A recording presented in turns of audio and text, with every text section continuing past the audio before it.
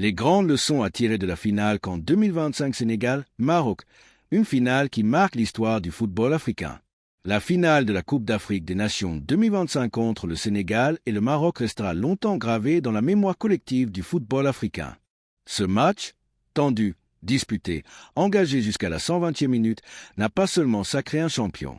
Il a révélé des vérités profondes sur le football moderne africain, sur la gestion des grands rendez-vous, sur la mentalité des équipes et sur ce qui distingue, aujourd'hui, une grande nation de football d'une simple prétendante.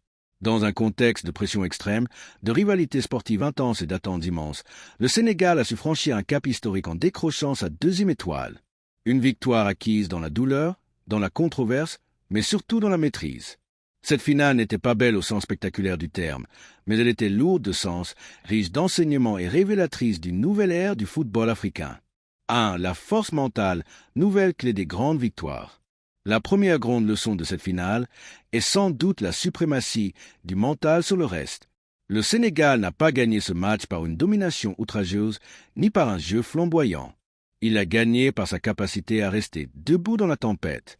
La pression était énorme. Une finale face à un Maroc ambitieux, une nation entière derrière l'équipe, l'enjeu historique d'une deuxième étoile, la fatigue accumulée tout au long de la compétition. À cela s'ajoute une décision arbitrale controversée, qui aurait pu faire basculer le match émotionnellement. Beaucoup d'équipes auraient perdu leur sang-froid. Le Sénégal, non. Les Lions de la Teranga ont montré une maturité exceptionnelle. Peu de gestes d'humeur, peu de contestations excessives, une concentration maintenue malgré la tension. Cette capacité à gérer ses émotions est aujourd'hui une arme décisive dans le football de haut niveau. La CAN 2025 confirme que les titres ne se gagnent plus seulement avec la technique ou le physique, mais avec la tête. 2. La solidité défensive comme fondement du succès. Cette finale rappelle une vérité parfois oubliée. Les grandes finales se gagnent souvent par la défense. Le Sénégal a livré une prestation défensive remarquable. Organisation rigoureuse, ligne compacte, solidarité permanente, communication constante entre les joueurs. Pendant 120 minutes, le Sénégal a su réduire les espaces, contenir les offensives marocaines et empêcher les joueurs adverses de s'exprimer pleinement. Chaque joueur, même les plus offensifs, a participé à l'effort défensif. Cette discipline collective est le signe d'une équipe mature, consciente de ses forces et de ses limites. Dans les matchs à enjeu maximal, le premier objectif est clair, ne pas encaisser. Le Sénégal l'a parfaitement compris. Cette finale démontre que la défense reste la colonne vertébrale des équipes championnes. 3. L'efficacité avant la domination. Le Maroc a, par séquence, montré une meilleure maîtrise technique et une circulation du ballon plus fluide. Mais cette domination n'a pas été décisive. Elle n'a pas été transformée en occasion franche, encore moins en but. Le Sénégal, lui, a été clinique. Peu d'opportunités, mais une exploitation maximale du moment clé. Cette efficacité est l'un des marqueurs du football moderne. Les grandes équipes ne cherchent plus à dominer pour dominer, mais à frapper au moment opportun. Cette finale enseigne que le football récompense le réalisme, pas la possession stérile. Être dangereux au bon moment vaut souvent plus que contrôler le jeu sans tranchant. 4. Le collectif au-dessus des individualités. Une autre leçon majeure de cette finale est la primauté du collectif.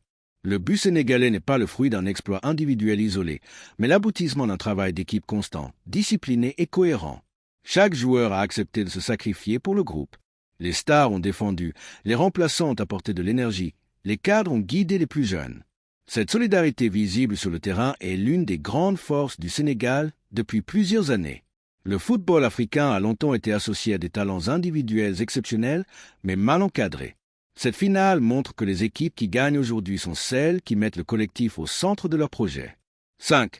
La gestion des décisions arbitrales et de l'injustice perçue. La décision arbitrale controversée restera l'un des sujets les plus débattus de cette finale. Mais au-delà de la polémique, elle offre un enseignement capital. Le Maroc, estimant avoir été lésé, a laissé transparaître de la frustration. Le Sénégal, sans ignorer la tension, a choisi de rester concentré sur le jeu.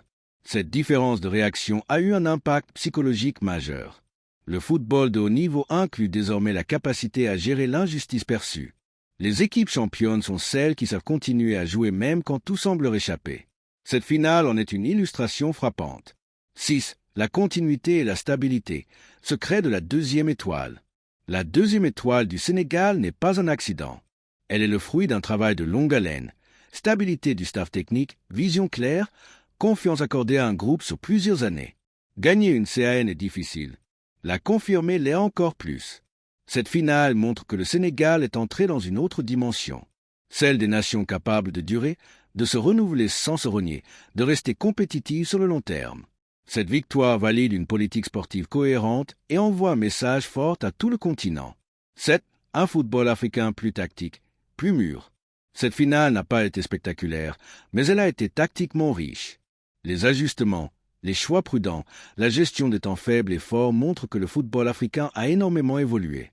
On est loin des clichés d'un football uniquement basé sur la puissance et l'improvisation.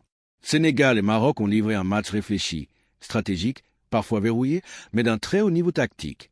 Le football africain est entré dans une ère de maturité. 8. Une victoire qui dépasse le cadre du sport. Enfin, cette finale rappelle que le football reste profondément émotionnel. Le sacre du Sénégal dépasse le terrain. Il devient un symbole national, un facteur d'unité, une source de fierté collective. Dans un continent souvent confronté à des défis sociaux et économiques, le football reste un puissant vecteur d'espoir et de cohésion. Cette finale en est une preuve éclatante. Conclusion. La finale CAN 2025 Sénégal-Maroc nous enseigne que les grandes victoires se construisent dans la patience, la discipline, la rigueur et la solidarité. Elle confirme que le football africain est devenu plus exigeant, plus mental, plus tactique. En remportant cette finale, le Sénégal n'a pas seulement gagné un trophée. Il a affirmé son statut, posé une référence et livré une véritable leçon de football et de caractère à tout le continent africain.